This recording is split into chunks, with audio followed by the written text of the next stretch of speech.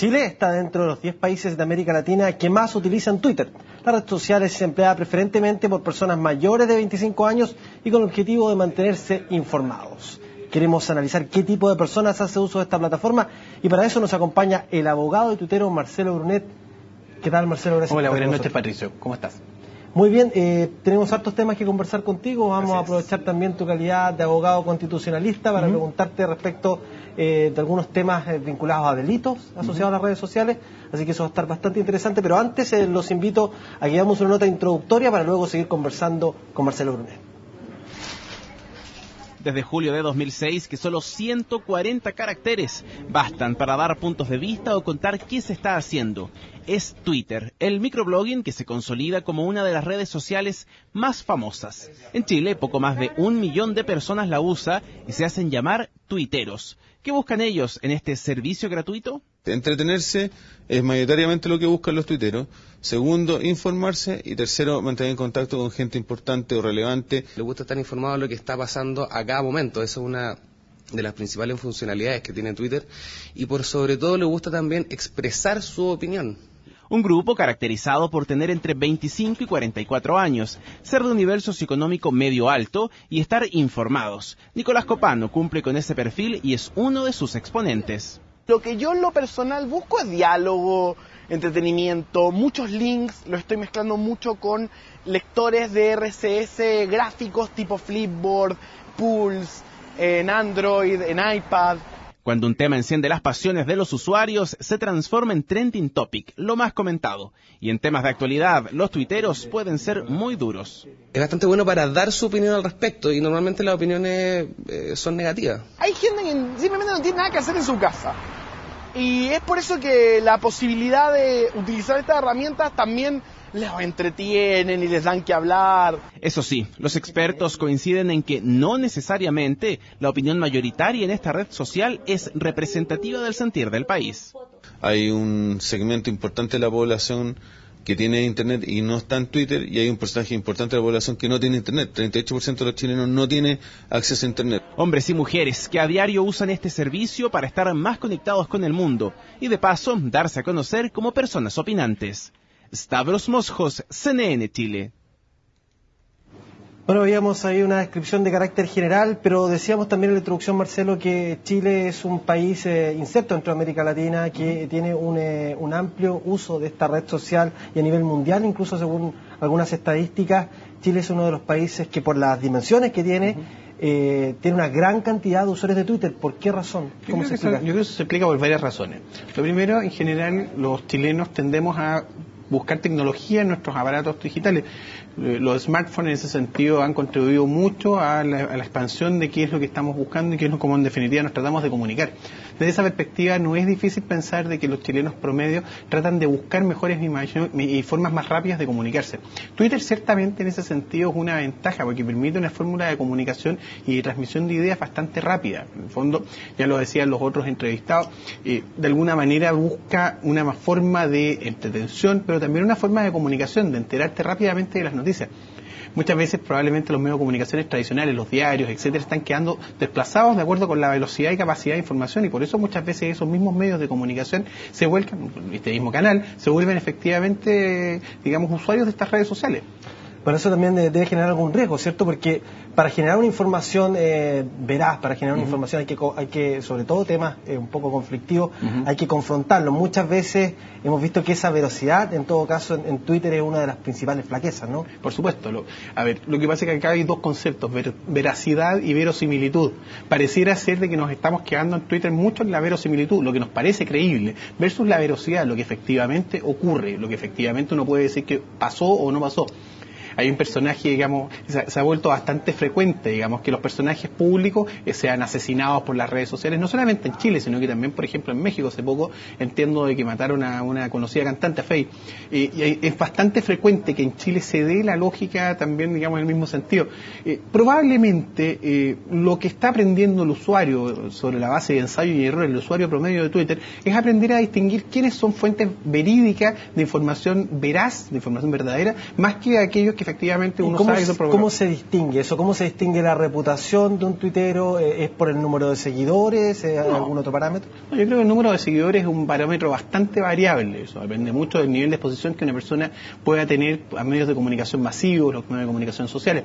En general, tiendo a pensar de que los consolidados en Twitter, aquellos que efectivamente se han ido transformando en íconos de opinión, probablemente son aquellos que, insisto, sobre la base de ensayo y error, básicamente han sido testeados por sus followers, por sus seguidores.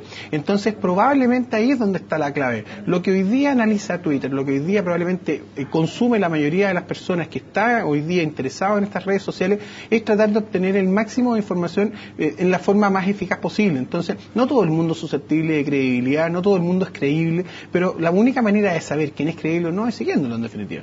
Y en esta misma dinámica, hace poco vimos un caso muy particular, seguido no solamente a través de las redes sociales, sino que también a través de los medios de comunicación tradicionales, el caso de Inés Pérez Concha, esta mujer que vive en Chicureo, que apareció en una nota de prensa. Más allá de si hubo ahí una descontextualización, lo que sí hubo ciertamente fue una situación bien complicada para ella en Twitter, en las redes sociales, donde se ventilaron algunos datos privados de ella, también se realizaron algunas amenazas, y en ese punto te quería preguntar a ti, en tu calidad de abogado, ¿se comienzan a configurar delitos ahí? Ciertamente. Yo creo que las redes sociales, así como permiten una comunicación fluida entre las personas, también pueden provocar los mismos efectos nocivos y permisivos que podría generar una gran masa, una gran aglomeración de personas en cualquier circunstancia. Al final, los hombres masa terminan moviéndose igual que los cardúmenes de los peces, hacia un lado o hacia el otro, dependiendo cuál sea la dirección que quieran llevar. Y el problema que ocurre en estos casos es que muchas veces basta con que alguien prenda fuego en un punto determinado respecto de un asunto determinado para que todos los demás tuiteros empiecen a seguir y hagan de alguna forma leña del árbol caído. Ciertamente eso es caldo propicio para la comisión de delitos, y ciertamente los tipos que más frecuentemente uno pudiera encontrar son los tipos de injuria, los de calumnia fundamentalmente, que son delitos vinculados al orden de la honra, al orden de la afectación de determinados valores que la sociedad considera importantes, que las personas de alguna forma tengamos una dignidad no solamente respecto de nosotros mismos, sino que también respecto de terceros. Y probablemente las redes sociales en ese sentido tienen un tema que es bastante interesante de estudiar, porque en definitiva colisiona en forma bastante importante muchas veces la libertad de expresión que tenemos las personas de poder comunicar libremente lo que nosotros pensamos, sentimos, queremos, versus la imposibilidad muchas veces de que esa libertad de expresión no colisione con la honra o los intereses genuinos de cada una de las personas. Esa colisión ha existido desde siempre en el periodismo, ¿no? Ha existido hablamos ya desde Gutenberg en ¿no? adelante, probablemente. Sí. ¿Ahora esto se agudiza con las redes sociales? ¿Tiene una dimensión nueva? Es que desde lo mismo que comentábamos hace un rato, cuando cambiamos la veracidad por la verosimilitud, cuando dejamos de lado lo que es verdad por lo que creemos que nos parece convincente, en definitiva el caldo de cultivo para que exista mayor cantidad de delitos de afectación a la honra aumenta. Y en ese sentido Twitter es bastante, y Facebook y las redes sociales en general son bastante peligrosas. Ahora, no obstante eso, insisto, yo lo sigo valorizando desde el punto de vista de que son un aspecto positivo de comunicación que permite que las personas rápidamente nos podamos enterar de situaciones que probablemente en otras oportunidades no hubiéramos sabido, o mejor aún, muchas veces tienen también contenidos incluso de naturaleza política.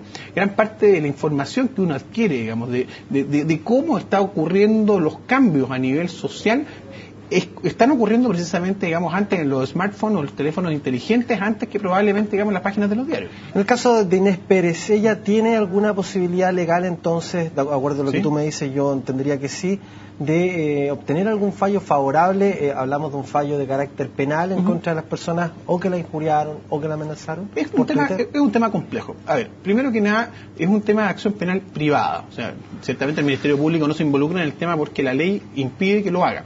En segundo lugar, hay un segundo factor que es relevante, que es que las personas que tienen que entrar a acreditar que se cometieron delitos en contra de ella, en estos casos, tienen que probar hechos que son complejos de acreditar. Por ejemplo, ¿quién utilizó la cuenta respecto de la cual se injurió o se calumnió a la señora Pérez? Por poner un ejemplo. Pongamos el siguiente ejemplo. Supongamos de que una cuenta Twitter falsa, digamos, Juan Pérez González 23, hubiese emitido algún tipo de calumnia o injuria contra la señora Pérez. ¿Cómo lo perseguimos? Probablemente tratando de buscar su dirección IP, o sea, determinando desde dónde se emitió. Pero esa persona, Juan Pérez 23, digamos, podría perfectamente plantear que él no fue quien efectuó esa, sino que a él lo hackearon, que a él se metieron en su cuenta, que a él le falsificaron la información. Eso es lo que explica por qué en Chile hasta el día de hoy no ha existido ninguna sanción penal respecto a esta clase de ilícitos. Porque no es que no se cometen, se cometen. No es que no se perfeccionen penalmente. El problema está en que en definitiva es muy difícil de entrar a acreditar, es muy difícil probar que efectivamente se cometieron. Es donde está el punto. Bueno, hay otro tema interesante que está recién comenzando, sobre todo ligado a las elecciones, digamos, está recién comenzando a sacarle partido a ese tipo de estrategia, que es el uso de Twitter, el uso de Facebook, de las redes sociales en política, y respecto de eso vamos a conversar en algunos instantes más, así que ustedes quédense en la sintonía de CNN Chile, seguimos conversando con Marcelo Brunet.